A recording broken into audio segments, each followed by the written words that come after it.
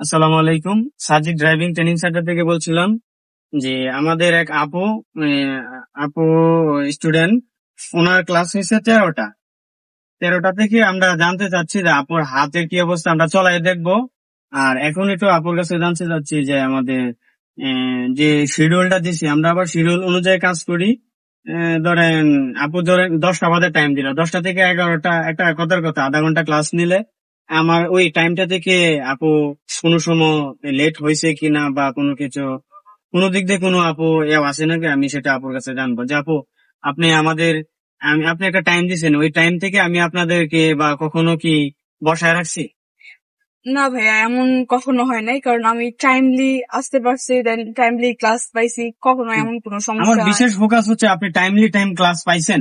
হ্যাঁ, আমি আর টাইমলি আমাদের ক্লাস পাইছি। দিক নির্দেশনা গুলা কি আপনার জন্য হ্যাঁ, ঠিক আছে? আমার জন্য একদম পারফেক্ট ছিল। আলহামদুলিল্লাহ। জানতাম হলে। হুম, হুম, হুম, হুম।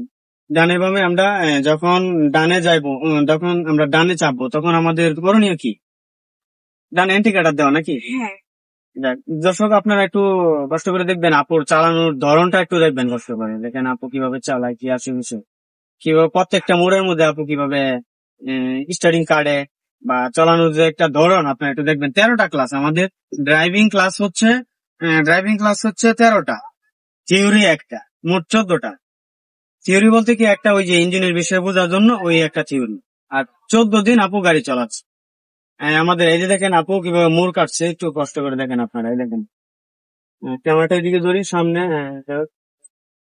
এই দেখেন আমাদের আপু আলহামদুলিল্লাহ একটা মোড় নিছে, কি সুন্দর ভাবে কাটছে। এই আপনার সামনে এখন বামে যাবো, বামে কি করতে হবে? বামে ইন্ডিকেটর। আলহামদুলিল্লাহ ইন্ডিকেটর দিতে হবে। আরেকটা কি হতে হবে, হর্ন দিতে হবে। আর আমার প্রতিষ্ঠানের জন্য আমি বলি আমি টাইমের জন্য সেরা। আমি এখনো বলি, প্রত্যেকটা ভিডিওতে বলি আমি টাইমের জন্য সেরা। আপনারা টাইমলি আসবেন, টাইমলি ক্লাস নেবেন। হ্যাঁ জান, আপুর একটা জিনিস একটু সমস্যা, হর্নটা দিতেছে না। এই মানে প্রত্যেকটা মোড়ের মধ্যে ছোট একটা হর্ন দিতে হয়, এই জিনিসটা জাস্ট খালি বলে যাচ্ছে, আর কোনো কিছু আমি সমস্যা দেখি না। আর স্টার্টিংটা আর একটু রানিং হবে। 13টা ক্লাসে আলহামদুলিল্লাহ আমাদের যতটুকু সম্ভব চেষ্টা করছি 13টা ক্লাস। আর আপু মাঝে মাঝে গ্যাপ দিছে, গ্যাপের কারণে আটটা বসে বসে আসছিল। হম। যাক আলহামদুলিল্লাহ আপু, আমার এখানে গাড়ির সার্ভিসটা কিরকম, মানে গাড়ি চলায় কিরকম পারলেন যে আমার গাড়ি কোনো ট্রাভেল বা কোনো কিছু আছে? না, কোনো সমস্যা পাইনি। আম, যাক আলহামদুলিল্লাহ। আমাদের প্রতিষ্ঠানে এই আর কি, আপনাদের প্রত্যেকটা স্টুডেন্টের আমি সাক্ষাৎ নিব। প্রথম 10টা থেকে 15টার মধ্যে সাক্ষাৎ নিব, পরে আবার লাস্টে একটা সাক্ষাৎ নিব কমপ্লিট হয়ে যাওয়ার পরে।